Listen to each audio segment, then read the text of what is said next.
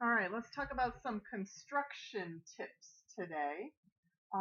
First thing is to make sure that you count out your straws carefully.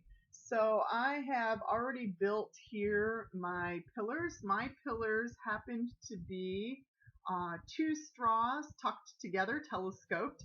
And so I have made sure that I have enough straws set aside for each of those pillars.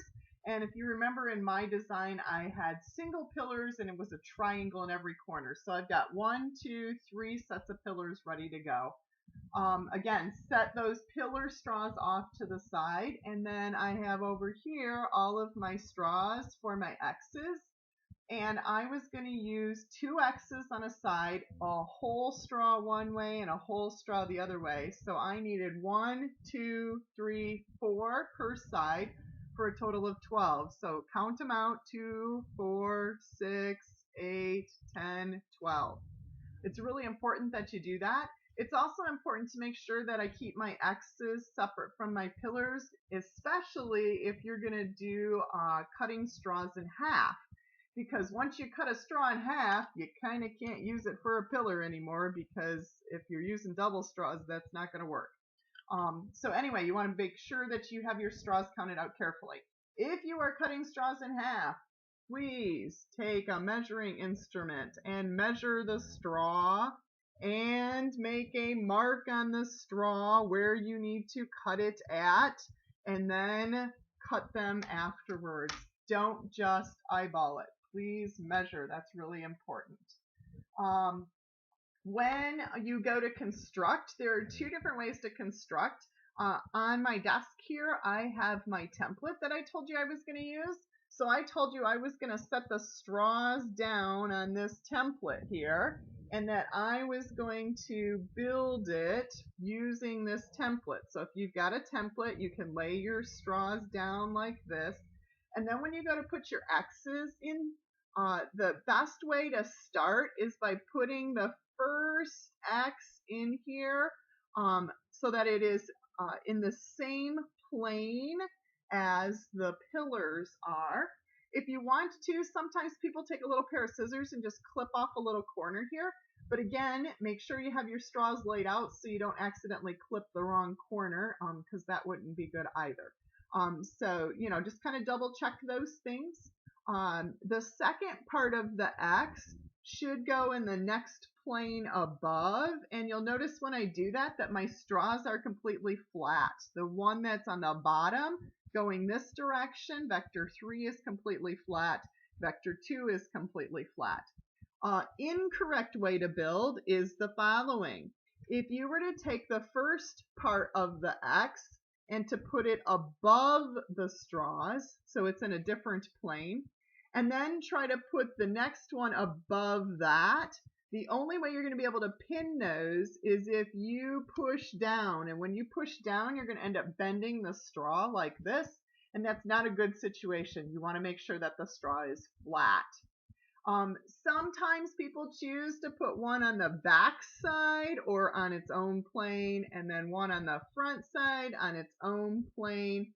That gets kind of cumbersome, because when you go to pin your pillars together, if you have multiple pillars in a corner, these guys will get in the way because they'll be on the back side. Sometimes it works for people, but you got to think about it ahead of time.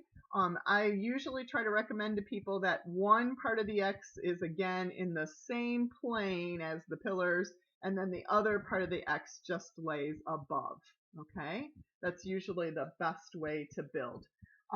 If you are using a tower that has multiple pillars, I always recommend to students that you build one set of the sides and pin it all together, and then take that whole set and push it off to the side, and then start your next side completely separate and independent.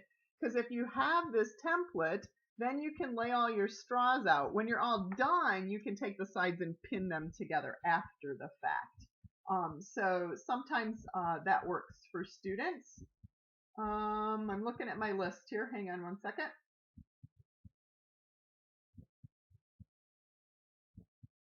Oh, how to hold your protractor. Let's say that you didn't make a template like this And let's say instead that you were just kind of building it freehand. So I'm going to take this piece of paper out and I am building it freehand. I have my 2 pillars that I have set right here. I said I was going to use a whole straw, and I said that that straw had to be at a 45-degree angle. So I am going to grab my protractor here.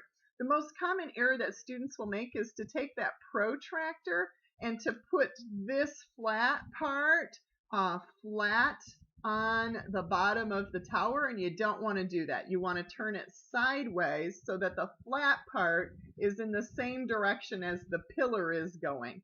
Remember, wherever you pin the first part of your X is where you're going to put that little dot in the protractor. And so you're going to line it up so it looks something more like this, where the protractor is going up and down the same direction as the pillar is going to go, and then measure your angle at 45 degrees and pin your straw at that 45-degree angle. So that's how I would do it if I were using the protractor. Again, it needs to be vertical, the same direction as the pillar. All right, good luck constructing. You're going to have about a day and a half to construct. Sometimes it takes students 2 whole class periods, but boy, if you could shoot for a day and a half, that would be absolutely wonderful. When you are completed with your straw tower, you will be asked to report to Mr. Farron so we can start crushing right away. We don't have to wait for the whole class to be done. We'll go ahead and crush one at a time. The other thing Mr. Farron's going to do is he's going to give you a cupboard in the room where you can put your materials. Please do not take the materials out of the room. It usually happens that the person who took them is absent, and then the rest of the people sit around for a whole day doing nothing, and that's a total waste of time. So leave all your materials in the classroom in the cupboard, which would include any templates or any other paperwork that you might have filled out on how to design the tower. Have fun!